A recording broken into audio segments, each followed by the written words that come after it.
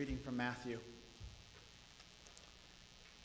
When Pilate saw that he could do nothing, but rather that a riot was beginning, he took some water and washed his hands before the crowd, saying, "I am innocent of this man's blood. See to it yourselves." Then the people as a whole answered, "His blood be on us and on our children." So he released Barabbas for them, and after flogging Jesus, he handed him over to be crucified. Then the soldiers of the governor took Jesus into the governor's headquarters, and they gathered the whole cohort around him. They stripped him and put a scarlet robe on him, and after twisting some thorns into a crown, they put it on his head. They put a reed in his right hand and knelt before him and mocked him, saying, "Hail, King of the Jews!" They spat on him and took the reed and struck him on the head. After mocking him, they stripped him of the robe and put his own clothes on him. Then they led him away to crucify him. As they went out, they came upon a man from Cyrene named Simon. They compelled this man to carry his cross. And when they came to the place called Golgotha, which means place of a skull, they offered him wine to drink mixed with gall, but when he tasted it, he would not drink it. And when they had crucified him, they divided his clothes among themselves by casting lots, and they sat down there and kept watch over him. Over his head they put the charge against him, which read, "This is Jesus, King of the Jews." Then two bandits who were crucified with him, one on his right and one on his left. One on his right and one on his left. Those who passed by derided him, shaking their heads, saying, "You who would destroy the temple and build it in 3 days, save yourself. If you are the Son of Jesus, a Son of God, come down from the cross." In the same way, the chief priests also, along with the scribes and elders, were mocking him, saying, "He saved others, he cannot save himself. He is the King of Israel. Let him come down from the cross now, and we will believe in him. He trusts in God. Let God deliver him now if he wants to, for he said, 'I am God's son.'" The bandits who were crucified with him also taunted him in the same way. From noon on, darkness came over the whole land until 3 p.m. And about 3 o'clock, Jesus cried with a loud voice, "Eli, Eli, lema sabachthani?" That is, my God, why have you forsaken me?" When some of the bystanders heard it, they said, "This man is calling for Elijah." At once one of them ran and got a sponge, filled it with sour wine, put it on a stick, and gave it to him to drink. But the others said, "Wait, let us see whether Elijah will come to save him." Then Jesus cried again with a loud voice and breathed his last. At that moment, the curtain of the temple was torn in two from top to bottom. The earth shook and the rocks were split. The tombs also were opened, and many bodies of the saints who had fallen asleep were raised. After his resurrection, they came out of the tombs and entered the holy city and appeared to many. Now when the centurion and those with him, who were keeping watch over Jesus, saw the earthquake and what took place, they were terrified and said, "Truly, this man was God's son." Many women were also there, looking on from a distance. They had followed Jesus from Galilee and had provided for him. Among them were Mary Magdalene and Mary, the mother of James and Joseph, and the mother of the sons of Zebedee. And when it was evening, there came a rich man from Arimathea named Joseph, who was also a disciple of Jesus. He went to Pilate and asked for the body of Jesus, and Pilate ordered it to be given to him. So Joseph took the body and wrapped it in a clean linen cloth and laid it in his own new tomb, which he had hewn in the rock. He then rolled a great stone to the door of the tomb and went away. Mary Magdalene and the other Mary were there, sitting opposite the tomb. The word of the Lord. Thanks be to God.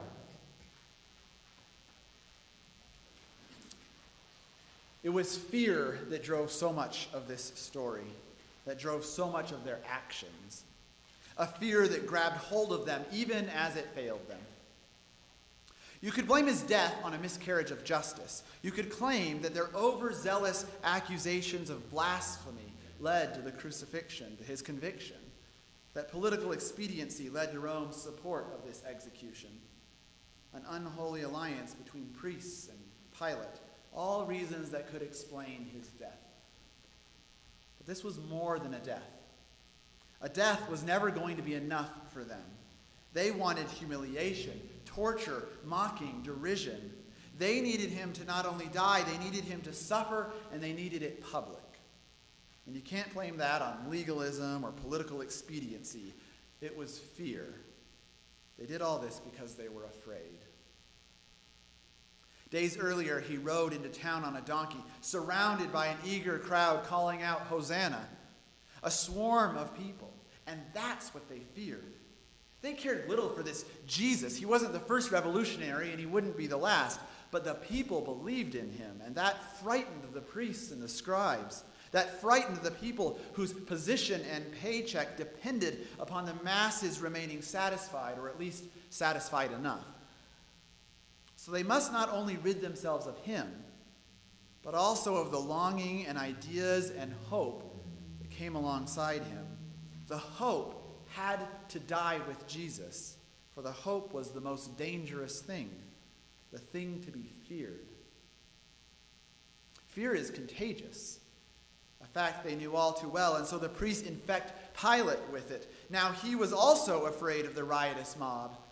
Perhaps aware of the injustice of it all, Pilate does not want to be part of the killing, but he's also too afraid to stop it, so he washes his hand, an effort to fool himself fool himself into being able to sleep at night.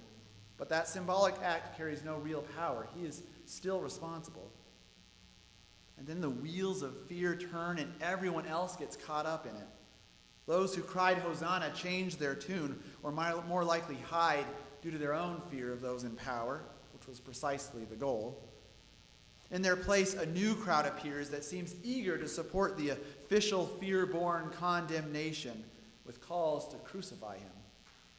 Soldiers, instruments of Rome, ridicule and torture him. With a purple robe, crown of thorns, and sarcastic sign, they mock him as a so-called king. Placed alongside the road for all to see, the message was clear. So you think you can hope in someone like this? Don't count on it. Ordinary folks, too, are caught up in the derision as they walk by the cross. Even the bandits crucified alongside him join in. The religious elite descend from their lofty perch to join the festivities, jeering at Jesus, their words revealing not only their pride at having bested him, but also their fear that led to this point. Their fear of the hope he inspired, a hope that they are still scared of, scared enough that they keep trying to destroy it even with him hanging there. Fear makes us do stupid things, evil things. Faced with frightening truths about our world, we scorn the messengers of truth or bury our heads in the sand.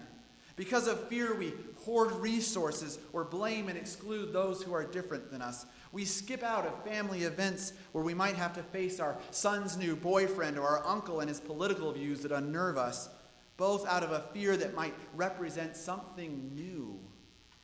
Afraid of rejection or failure, we freeze when presented with an opportunity to love or show kindness. We squander the gifts of God out of fear.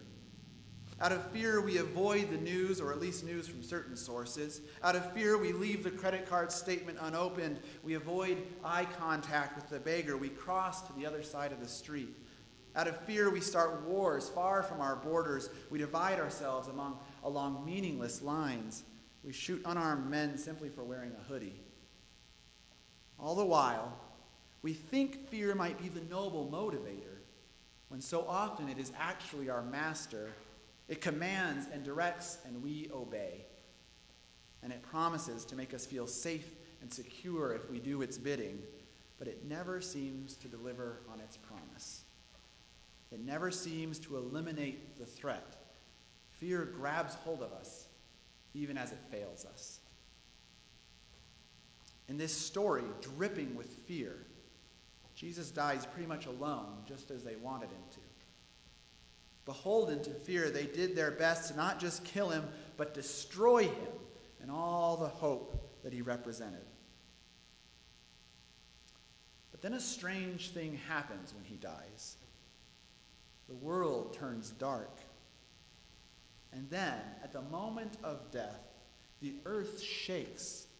The temple curtain is torn in two, and the spirit is set free. And I don't mean that in some sort of abstract, new agey way. We read Jesus breathed his last, but those words could also be translated, he released the Spirit. The Spirit of God is set free in that moment, which shakes the foundations of the world and tears apart the temple fabric that was meant to separate God from humanity. At the sight of it, the Roman soldier keeping guard of Jesus' body declares, "Truly this man was God's son." And I think he said it in remorse, not faith. Here they'd gone to such great lengths to try and prove just the opposite, to try to prove that Jesus was a phony, that his blasphemous words were false and therefore dangerous. But it turns out they were true and therefore dangerous. And the mocking, torture, sarcasm, and suffering could not make the truth untrue. Here, tonight, we discover what fear has made us do. Here we see what fear requires of us as it holds us in its grip. Here we still are filled with that fear and with that remorse. Remorse for giving in to the demands of fear. Here we wonder, can we ever be freed from fear's hold on us? Having killed the man but not the truth, is there still hope for hope?